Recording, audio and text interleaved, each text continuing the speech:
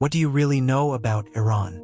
Chances are you see it as a land of conflict and hostility, because that's the only story you've been told. But have you ever stopped to question that image?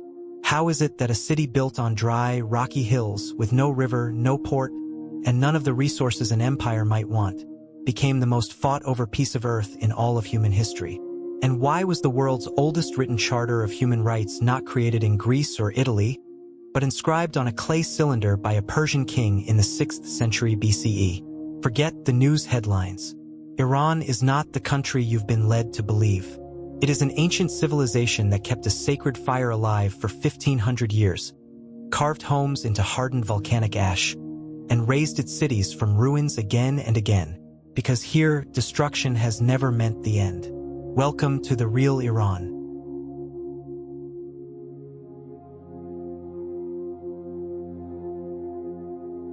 Hormuz Island. At its narrowest point, the Strait of Hormuz is only about 21 miles wide. Through this channel flows nearly a fifth of the world's daily oil supply. And just 5 miles off the Iranian coast lies Hormuz Island, barely 8 miles across, a low silhouette visible from the mainland as a dark blotch against waters that shimmer between blue and green.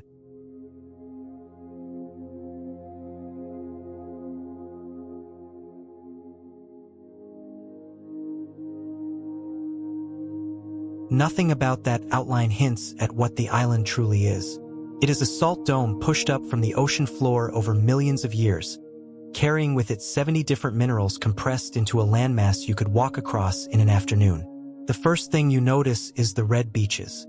The color is so intense that your brain hesitates for a moment before accepting that this is simply Earth. Iron oxide so abundant that the island's people have woven it into their daily lives for centuries. They call the red soil gallic. They grind it into a pigment, mix it into flatbread with oil and herbs, and paint it on their faces during celebrations. The ground beneath their feet is not a curiosity, it's a pantry. In the Rainbow Valley,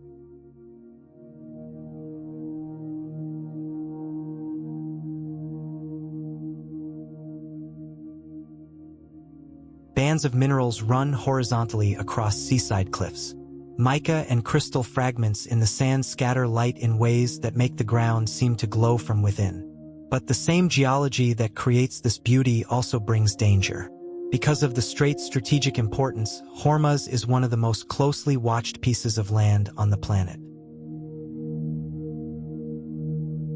And the fishing communities that depend on these waters are struggling. The Persian Gulf is warming faster than nearly any other sea, and the marine life is feeling the strain.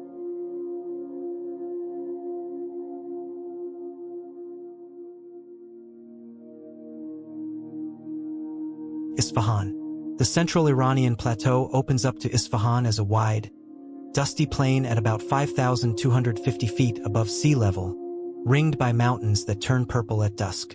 Nakshi Jahan Square, one of the largest public plazas in the world, stretching nearly 1,600 feet, holds the morning quiet like a bowl holds water before the city stirs. When sunlight hits the eastern wall of the Shah Mosque, the blue tiles seem to glow from within, centuries of geometric patterns stacked so deep that the surface looks like it's making its own light. Inside the main dome, a single clap echoes back exactly 7 times. The 7 heavens of Islamic belief, built into the architecture with 17th century math. Theology turned into measurable physics. 15 minutes north, in the Armenian Christian district of Jalfa, the Vank Cathedral looks from the outside like an Iranian mosque. Tiled dome, pointed arches, a bell tower shaped like a minaret. But step inside, and you're surrounded by 17th century Armenian frescoes covering every inch of wall. The expulsion from Eden, the martyrdoms of early Christians, painted in a style completely different from the Islamic art outside. This wasn't chaos. It was deliberate. Shah Abbas granted the Armenian silk weavers of Isfahan full religious freedom in return for the textile skills his empire needed. The result: a neighborhood where 2 faiths built their holiest structures within walking distance of each other, and kept that peace for 400 years. The Zayanda River, which once gave Isfahan its life and watered the famous Persian gardens, has dried up for long stretches in recent years. The bridges that crossed it now stand over sand. And the people who gather on those bridges in the evening do so above a riverbed that memory refuses to accept as empty. Shiraz. The Zagros Mountains wrap around Shiraz at roughly 5,200 feet, creating a valley that traps moisture and moderates the heat. Growing conditions so unusual for this dry region that the city has grown roses for more than 1,000 years.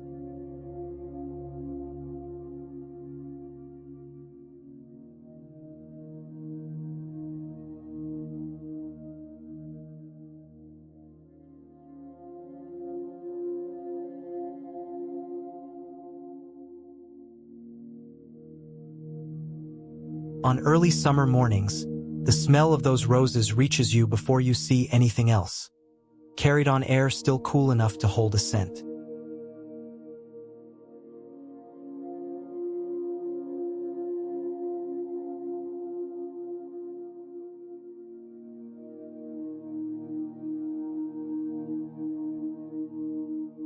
The limestone ridges catch the first sunlight while the city below stays in shadow. In that gap of light, Shiraz feels like a place living inside a deliberate exception.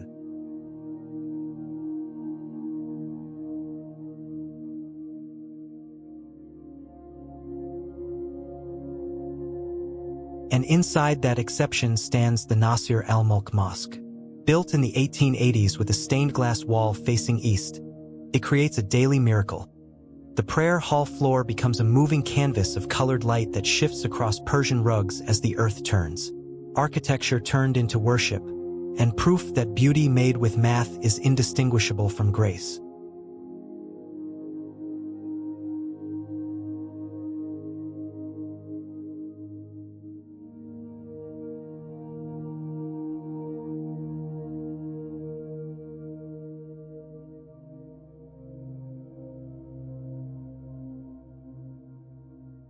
Across town, at the tomb of the 14th century poet Hafez, Iranians of every age come with impossible questions about love, leaving, the future, and open his book at random, treating whatever lines they find as a direct answer from a voice that fell silent 6 centuries ago but has never, in the living faith of this ritual, stopped listening.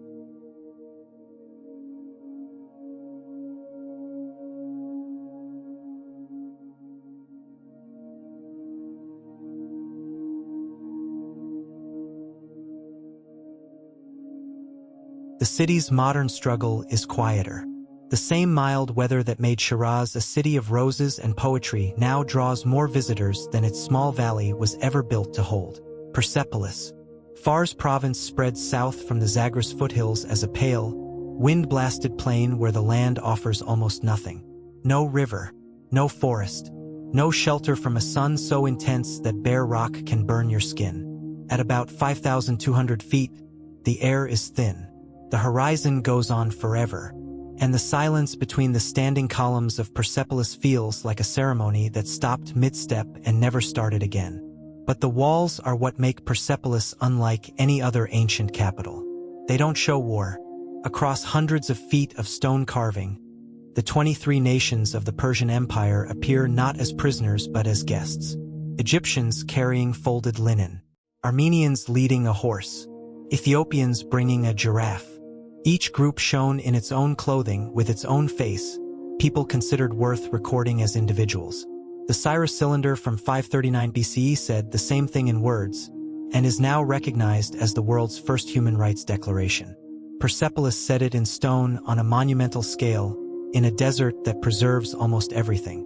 For the farmers and guards who move through this plain every day, the ruins tell a familiar story. Great civilization, then slow reclamation by the earth. Today, acid rain from faraway factories is eating away at the carvings that survived Alexander's invasion. And the figures who have faced the afternoon sun for 2,500 years are starting, for the first time, to lose their details to forces the Persian kings never imagined. Yazd, the Dashti Kavr desert presses from the north, the Dashti Lut from the east, and Yazd sits right where they meet, as if someone deliberately built a city at the most unwelcoming spot on earth. Less than 2 inches of rain a year, summer heat above 115 degrees, winds that carry fine dust from salt flats stretching for hundreds of miles. The city doesn't fight this. Its mud brick walls are the color of the desert because they are the desert. And the Badger wind towers rising from its rooftops represent 14 centuries of learning how to turn a brutal climate into an advantage. These are passive air conditioners. They catch breezes up high, speed them down narrow shafts, and deliver air up to 15 degrees cooler into the rooms below. No moving parts, no power, no upkeep beyond cleaning the dust out of the intake vents. Below those towers, families who have lived in Yazd for generations describe the sound of wind entering the shafts at night as something between ventilation and conversation. The desert, after centuries of negotiation, finally agreeing to cooperate. At the Atash Biram fire temple, a flame has burned without interruption since 470 CE, tended by the same priestly families for 80 generations. They see their duty as the literal maintenance of a tradition that predates Islam and has outlasted every political upheaval since. Yazd is the only city in the world where this ancient flame and the Muslim call to prayer exist in the same neighborhood. Two faiths that reached different conclusions about God, and agreed over 14 centuries of shared streets that the agreement to share mattered more than the conclusions. What this balance costs as young Zoroastrians leave for Tehran and other countries is a question the fire temple answers only by continuing to burn. Tehran. Tehran appears from the south as a brown-gray haze pressed against the Alborz Mountains, peaks that rise to over 18,600 feet at Mount Damavand. On clear days, you can see the snow line drawn like a white stripe across the sky, utterly indifferent to what happens below. The city spills down the mountain's southern slope. The difference in elevation between the wealthy northern districts and the industrial southern zones is nearly 3,000 feet. A vertical divide so precise that altitude here means both weather and wealth. Beneath the city, 5 major fault lines converge under 15 million people. Seismologists say a magnitude 7 earthquake directly below Tehran is not a matter of if but when. And the older concrete buildings covering much of the city represent a danger that official reports have warned about for decades, without meaningful action. Inside the Golston Palace, the Hall of Mirrors shows what this civilization could do with time and resources. Qajar artists broke mirrors into millions of sharp fragments and set each piece by hand into plaster, angled to catch light from every direction. A single candle in that room multiplies across millions of surfaces until the walls dissolve into light without a source. The belief that divine light doesn't concentrate in one place but spreads across every willing surface, made into a room you can walk through. Outside the palace gates, the city lives in the gap between that vision and the reality of sanctions, traffic, and daily struggle. A gap that Tehranis have spent generations learning to navigate. Bam! The Lut Desert in southeastern Iran is one of the hottest places on Earth. Satellites have measured ground temperatures above 159 degrees. On its western edge, in Kerman province, the ancient citadel of Bam rises from the valley floor in walls so perfectly matched to the surrounding earth that your eyes first mistake it for part of the landscape. Every brick was made from what the desert gave for free. Packed earth mixed with straw, dried in the same heat that made the building necessary. A perfect cycle, the desert created the problem and provided the solution. Below those walls, a network of underground channels called qanats made the city possible. Hand-dug tunnels descending deep below the desert floor, following the water table from the mountains to the plain. They kept a precise downhill angle without any mechanical help. Gravity alone carried water from sources up to 25 miles away. The qanat is built on one insight. The desert doesn't lack water. It stores it underground, out of reach of evaporation. The right response is to go down, with generations of hard work, to where the water already is. This system sustained a Silk Road city of 13,000 people for 2,000 years. On December 26, 2003, an earthquake struck directly under the sleeping city. In 26 seconds, it brought 2,000 years of construction down on the people inside. 26,000 died. Reconstruction has continued for more than 20 years. Original bricks recovered from the rubble, cleaned, sorted, put back in roughly their original places. The qanat channels restored alongside the walls they once fed. The city is being rebuilt from its own remains, which is, across every chapter of its history, exactly what Bam has always done. Iran has no logical right to still be here. A plateau surrounded by desert, split by fault lines, invaded, burned, and rebuilt so many times that collapse and reconstruction stopped being events and became a way of life. And yet here it stands. 3,000 years of civilization, unbroken. That is not luck. Luck runs out. What survived here is something harder to name and harder to destroy. The deep, inherited understanding that stability is not something the land gives you. It is something you build quietly, precisely, across generations, in direct response to a world that offers no guarantees. The wind catchers of Yazd were not built because the desert was kind. The underground rivers were not dug because water was plentiful. Every solution visible across this country is the physical record of people who met hardship not with retreat, but with ingenuity that has outlasted every empire that once surrounded it. As the modern world begins to reckon with its own instability, environmental, political, civilizational, the societies that never assumed tomorrow would look like today stop being historical footnotes. They become the earliest chapters of a story we are all only beginning to understand. Iran is one of those chapters. Look carefully at what was built here, not just what, but why, and you will find something worth far more than admiration. You will find a blueprint,